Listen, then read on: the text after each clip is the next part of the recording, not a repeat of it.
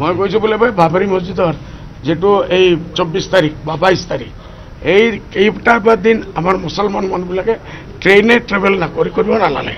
কেনে সব গোটেই ভাৰতবৰ্ষৰ পৰা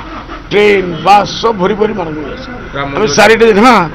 4টা দিন আমি যদি ঘৰত বহি থাকোঁ কি অসুবিধা আছে কাৰণ আমাৰ নিৰাপত্তাৰ কাৰণে যেতিয়াই সিসকলে যেনেকুৱা হৈছিল আগত ৰাম মন্দিৰ ভাঙা টাইমত যেনেকুৱা হৈছে কাৰ্যকসকল হৈছে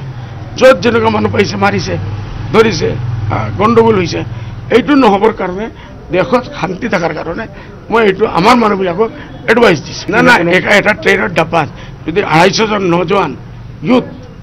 কাৰ্যকসকল থাকে আৰু বিভিন্ন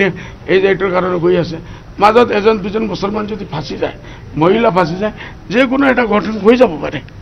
বুজি পাইছে নেকি এইটোৰ আহ্বান জনাইছোঁ বোলে আপোনালোকে এই 4-5টা দিন ঘৰত থাকক বাহিৰত যাব নালাগে এইটো কাজ যদি বেয়া লাগে লাগিছে আৰু ভাল লাগে ভাল লাগিছে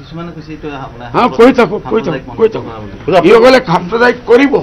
সেইটো পাপ নহয় আমি আমাৰ মানুহক বচাবৰ কাৰণে কৈ আছোঁ সেইটো বেয়া লাগে